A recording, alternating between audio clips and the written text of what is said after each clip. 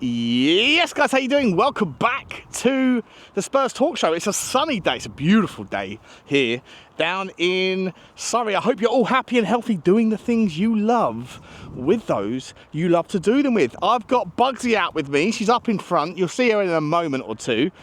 And she's in a good mood. I hope you are too, despite yesterday's disappointing finish to the game, but incredibly encouraging input into what was a really interesting game of football. I thought Tottenham Hotspur were well worthy of lifting the cup. It didn't happen. You know, we got sloppy in the last 10 minutes. I've spoken about already the reasons why I think that happened, the takeaways, the positives, the small, slight but real, you know, sort of necessary negatives, if you like. But I'm generally overall incredibly buoyed by the situation in which we find ourselves, as I think that most people, there she goes, I think that most people were expecting a monster defeat. Didn't happen. We were unfortunate. Even the PSG manager came out afterwards and said, you know, very much credit to Tottenham, we were the better team. It went to penalties, and that's football. I think it was very gracious in victory, and nice to see, really. Good coach, good manager, and it's always nice to hear people that don't have to sort of spray compliments your way to offer them to you. So I think he's given us a reason to like the man. Either way, this video is not about that, guys. This video is about your transfer news, views and clues update. Of course, there are many at the moment. And they all, well, they don't all surround two players. Savinho and Eberechi Eze are the main two, but there is also transfer news, views and clues out from certain places. Spanish media are reporting that Tottenham Hotspur are in for Takifuso Kubo. It's a hard one if you haven't got the name in front of you. Kubo of Real Sociedad fame, the right winger who can play as a 10, who can play off the left wing, but let's be honest, he's a right winger, little fella, very tricky, great player, and he apparently has asked to leave Real Sociedad, of which has, of course, has alerted many clubs around Europe. I'll be honest, as much as I really do like the player, I really do like him. I think he's very, very handy, very tricky.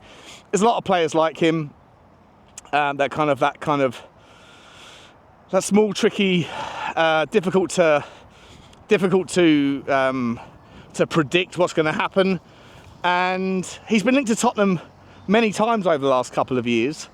I think, if I'm entirely honest, I'm not going to spend a lot of time talking about him with you. I think he's done some really good bits over the last 2 years over at Sociedad. But I just don't think he's the sort of winger that we need. I think if you're looking for that sort of player, we probably already have someone like him in a Manor Solomon, really, maybe on a lower level, but I'm not willing to sort of give up the 50 million euros, whatever it's going to cost to get someone like him in. He's been linked heavily to Everton going about their business, looking for more wide players. They've just secured Jack Grealish, obviously, on a year-long loan with a ridiculously high option to buy him. I think it's £50 million, which I don't think will be triggered. Well, not at that price point. He might end up staying and going permanently to Everton. I think he's a good signing for Everton, a player that, you know, maybe Tottenham would have liked to have had, or if the Savinho deal falls apart for the left wing. But as a right winger, I think we're good. You know, I think we have Kudus that can play out there. I think we have Brennan Johnson that offers something different. I know most of you think he doesn't offer anything. That's not true, is it? But, you know, I think we're looking at players now. You have to bake into the reality. I think what we saw last night, guys, was that there's going to be games this season where we're going to play two up top in inside forward roles that are looking to either pounce and counter, or that are going to hold the ball up and then turn and run. And I think, you know, Mohamed Kudus yesterday proved his worth, proved his value. I thought he was sensational. And the massive surprise for me from yesterday's game, although there were several, was obviously Richalison's unbelievable performance. I thought he was very, very good, and I will never shy away from saying fair play, even to a player that I don't particularly rate as a footballer. I thought he was sensational yesterday. And I think what we saw yesterday was that at times we have to consider, when we're looking at the transfer options in which we are linked, do they fit the narrative of what you've seen and what we expect to see from Thomas Frank this season, either in a 4-3-3 or 4-2-3-1, or at times more like a 5-3-2, especially when going away from home to some of the big 6, big 7 teams in the Premier League and or in the Champions League. And so, with that being said, do any of those formations or fashions, and when you consider what we already have and the likelihood or not or otherwise of the players that we have leaving, Johnson isn't going anywhere at this stage in the window, in my opinion. There's been 0 links to him leaving. Obviously, Mohamed Kudus has just come in off the right. He wants to play off the right. And so, there really isn't any reason to think that we're looking for another right winger. Obviously, you can also put Odegaard out there if necessary. And even if Solomon was to stay, you could also use him in that regard as well.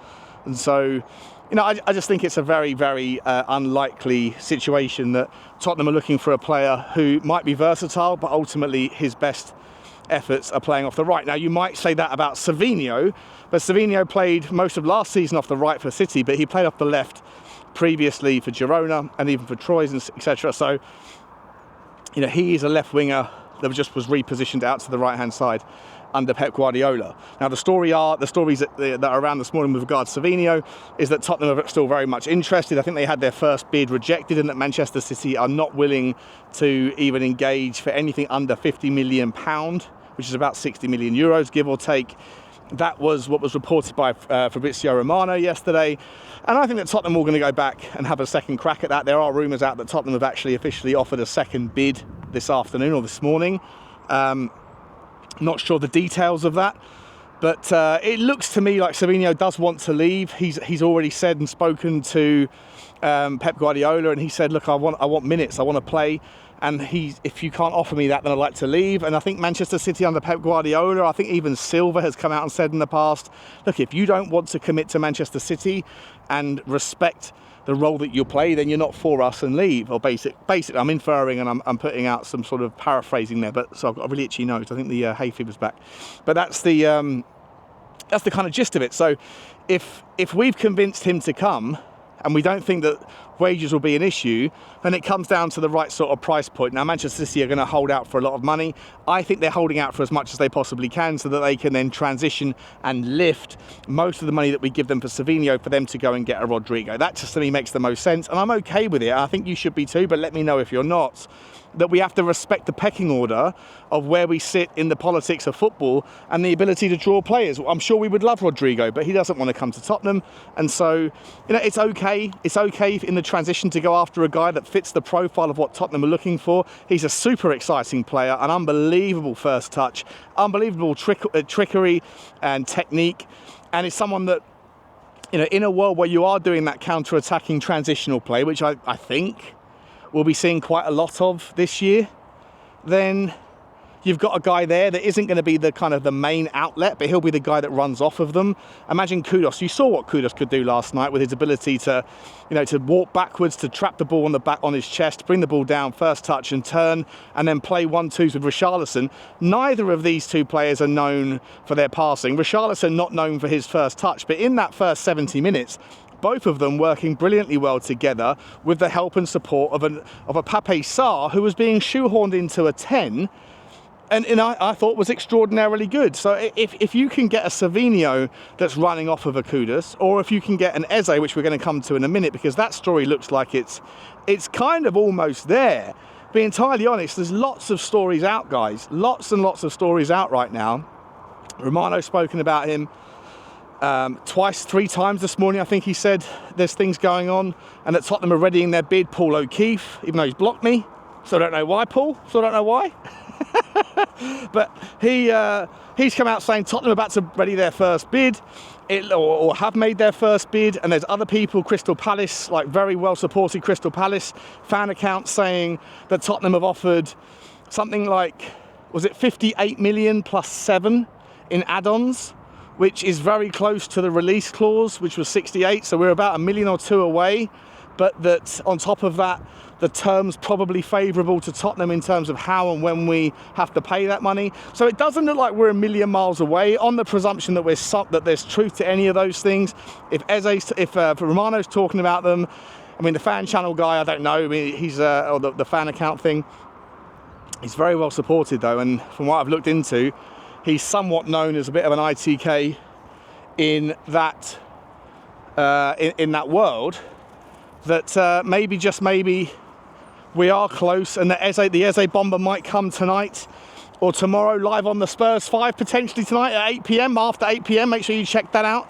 It will be interesting to see. However, Ornstein came out yesterday, guys. David Ornstein, who was obviously someone who, he's probably more of an ITK than Romero. At least when he talks, he's far closer to the kind of the culmination. He's not someone that speculates too much. And he said that Tottenham are looking at multiple players as potential number 10 options. And I think that's great. That's great to hear, because as much as I love Eze, and I think Eze will absolutely unify, for the most part, the fan base, I would make the argument, I have made it several times, I think a lot of people on Twitter are as well, that if you have a front three behind Solanke or Richalison of Eze, Savinho and Kudos, then you don't really have someone whose natural inclination is to pass first and can do everything else. All of those three can pass the ball, but their natural inclinations are to turn and drive first, which again isn't a problem. It can be terrifying. It can be absolutely terrifying in certain situations like we were doing last night. But that's that scenario that we played out last night, where we were kind of sort of deep lying trenches and then using outlets. Well, that's not going to work against teams like Burnley at home, which we have on Saturday.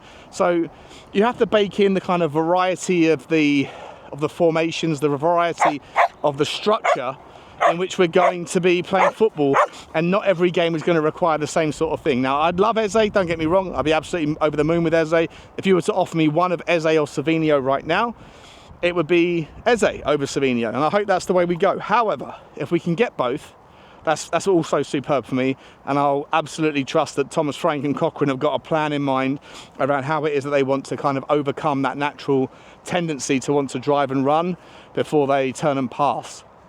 But there is another option that's out there, guys. Well, there's lots of options. There's Nico Paz, we've spoken about. That story won't go away. That's mentioned again today in all of the aggregators, that Nico Paz, like Tottenham Hotspur and Manchester United, are essentially considering the next bid. What is the right price point?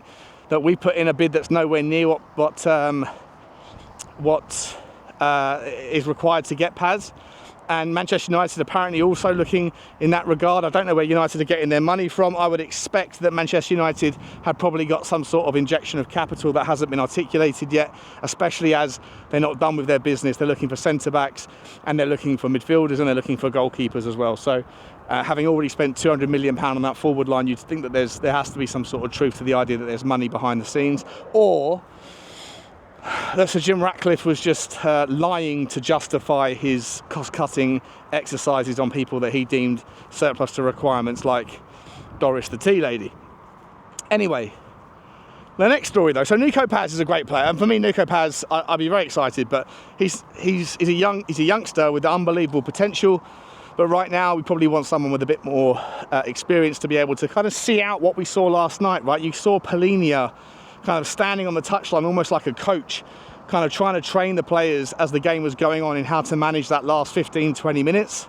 Love to see that, by the way. I love to see a guy that's on loan, fully bought in, trying to lend his experience after his own body has sort of succumbed to the tenure of the experience of the evening, but still very much bought in. It didn't work out. It is what it is. But ultimately, you love to see that kind of that buy-in and that kind of discipline and that leadership. So interesting to see how that matures over time. So Nico Paz, for me, whilst I'd be very, very delighted if we signed him, he doesn't necessarily come with the experience that we might need. However, guys, there is a story that's been percolating for the last couple of days, and Bugsy's all about this guy, as you can see. Every time I say however, she's right on board it. Dani Olmo, Barcelona superstar. Can play in the 10, can play off the left, can play off the right, and can play in the centre forward role. More of a false 9, I think, than a straight out 9. If you've been watching my channel for a long time, you must know how highly I rate Dani Olmo. He's been sort of loosely, spuriously linked with Tottenham Hotspur for a couple of years. He ended up going to Barcelona last year. There was that whole wild situation where they basically couldn't register him for ages, and they had to move things around, move money around, sell access to their like future stadiums, VIP suites and things and boxes in order to raise money to be able to do certain things that they managed to eventually figure out with a way to register him. Well, they've got the same sort of problem this year. They've got too many players, not enough money, not enough capital. Barcelona is like, I don't know, the Western economies of the world. It all looks very safe and secure. It all looks like it's ticking along nicely, but in reality, behind the scenes, under the water, it is a mess. And look, they always find a way to get it done. But the rumours are that Barcelona, I don't know the specifics of it, but the rumours are that Barcelona cannot currently register Rashford unless they move some certain players on, and they really need to raise some money again. And so Dani Olmo's name is coming up as a potential suitor for one of the exits, because they have enough options in that sort of forward line regard. And with Lamine Yamal sort of being so far ahead of schedule but beyond anyone's imagination, they think that maybe that might be what part of the, I guess, the surplus to requirements, or part of the sacrificial lamb, or part of the scapegoat. I don't know however you want to describe it, but in any event, Tottenham have been linked with Dani Olmo very strongly in the last 2 or 3 days. All over Spanish journals, all over Spanish media, and starting to creep into the likes of, I think, did I see it in the Times this morning? I think I saw it somewhere in a place that you'd give credibility to it from the English media. Now, Dani Olmo, to me, he's a different type of player to Eze. He's incredibly versatile. I tell you what, if you were to think about, I mean, look, I'm going to go out and say this right now. I love Eze. I absolutely adore him. I know you're going to forget I said that, and now you're just going to hear what I'm about to say next, and that's fine. But if I'm entirely honest, if you were to offer me Eze or Dani Olmo, if both were available right now, and if both were available for the same amount of money, they're both the same age, I'm picking Dani Olmo. I am. I think Dani Olmo is an absolute baller. He's one of my favourite players in Europe. He's got a ridiculously long neck. I almost want to see Richalison banging a hat-trick, doing the pigeon, and see Dani Olmo celebrating with that 1 foot neck of his. It's madness. But he's a wonderful player that can do a bit of everything. And I wouldn't say that his first thought is to turn and run. His first thought is probably to turn and pass. And I think that might be, therein lies the kind of connection to why it is that we're not necessarily 100% sure on how do we go about fixing these two positions. We need a forward, we need a winger, and we need a 10. We're not going to have enough money in all likelihood to be able to do all three. In Dani Olmo, you can basically get away with a very good version of all three. If necessary, he can play in the 9 because he bangs in goals. I think he got, am I right? Is it 19 GA last year? Did he get 11 and 7, or 11 and 8, or 12 and 7, 12 goals and 7 assists? Something like that. Forgive me, I might be wrong on the specifics. But playing all over the place. Playing all over the place. Playing off the left, playing off the right.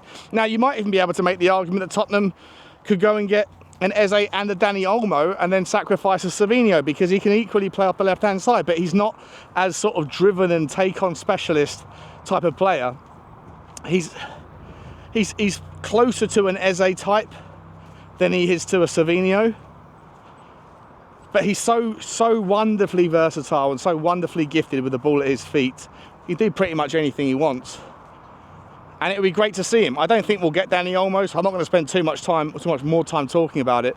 But those are the stories, guys, that Tottenham are actually very much interested in. When Ornstein's saying we're looking at multiple 10s, I really hope that he's not talking about Eze at the best end of the market and an El Canouse as the second option, and the Paz thing is just like a curiosity that we're never going to pay that sort of money for someone who hasn't really proven it yet. But I really hope that there's truth that the 10s that we're looking at are players that are of the same sort of quality of an Eberechi Eze. And consequently, if Dani Olmo if there's truth to that story, that we're actually curious, and that Barcelona might be willing to do some business to raise some money, and that they see Dani Olmo as someone that they can let go of because of the Rashford thing, and they've got the Lamine Yamal, and everybody else is sort of humming along nicely in that regard. I don't know. To me, I love it. I doubt it's happening. I think the two stories that make the most sense right now are the two stories that are carrying the most noise. Savinho apparently says he wants to come to Tottenham because he wants to play, he's asked for more promises, and Manchester say we can't offer them to you. And that Manchester City say, well, if we're going to hold true to our mantra that we only want people that are 100% committed to us, and if we can't offer you what you want and that's a problem for you, then you can leave no matter who you are. But they just want to hold out for the most money so they can go and get someone like a Rodrigo in. I'm fine with that. I'm absolutely fine if Tottenham benefit and Manchester City benefit, because where we are in our own project, you know, anything like those sorts of ambitions of competing with Manchester City, I think they're too lofty for this particular phase of where we're at. But a Savinho to Tottenham, you can just tell by looking around the online space in various fan forums. Arsenal fans are saying, wait, Tottenham are going to get Savinho, why don't we? Chelsea saying Tottenham are going to get, why don't we? Man City saying, why are we losing Savinho? If that's the narrative, I think you're onto a winner. And when the guy's so young, you know, if Daniel Levy believes this narrative that the only value right now is buying young players because they're the only ones that keep their value, that plays into the narrative as well, doesn't it? So go and get it done. If you can, go and drop the money on Savinho, go and drop the money on Eze. If Richalison can stay fit and can continue to put in the sorts of levels of performance that he did yesterday, okay? So we're not going to have a new number 9 coming in this summer because I don't think we can afford all three. And if we are going to be playing back three football a lot of the time, you know, I still think that we obviously need someone who can play as a centre-back and also potentially double up as a full-back, as a rotation option. Having seen how confident we were doing that model last night, and it was the first time that we've ever seen Tottenham play a back three under Thomas Frank. We haven't tried it really in any of the friendlies. The first time we saw that Danzo throw-in, which I think is something that's going to be so valuable that you're going to need to find ways to get him into the game more often. And if Romero and Van der Ven are fit, then you're going to need to keep them on the pitch as well. You could make the argument that a right back slash right-sided centre-back does make sense in that regard, of which there are several names out there. Gerstruid is a good example. You know, Scalvini, another example. Lukumi. There's lots of players we've been linked with in the past and in the relatively recent present that can tick those boxes, that are versatile enough to be able to kind of double up and be able to sort of cover us, excuse me, in a world where we have the money to go after everything. But at this stage, with a couple of weeks left, 2.5 weeks, are we able to get those two deals done, Savinho and Eze? And if so, how much change do we have left over? If we have serious amounts of money and we could also go and get a Vissa and also go and get cover, it's an amazing window. But right now, beggars can't be choosers. Just get the Eze deal done. And I've got a feeling, guys, we're close. I've just got a very strong feeling we're close. All the noise is suggesting that Eze wants to go to Tottenham. He'd be happy to come to Tottenham, and that Tottenham are the most advanced, and Arsenal currently might be cock-blocked by their own overspend and PP, excuse me, I've got a bit horrible chest, FFP and PSR. So maybe there's not, gee whiz. I'm sorry guys, I've got a dry throat. FFP and PSR, and maybe therefore we're in a good position to be able to steal a launch on that one, whilst other teams that will be accessing him, if they could, can't because of their own situations. Anyway, we'll leave it there. I'll see you tonight at 8 o'clock on the Spurs 5, and let me know your thoughts, guys. Eze, very close according to reports. Savinho, probably not quite as close, but a story that hopefully will develop. What about Dani Olmo? What about Paz? We hope the El Canu story's dead, surely, right? Everyone will be so frustrated if that's the guy that we end up getting. It might end up being a great player. I haven't seen it on my Wife Scout research, but I'll leave you there, guys. Like, subscribe, and comment. And as always, bye-bye.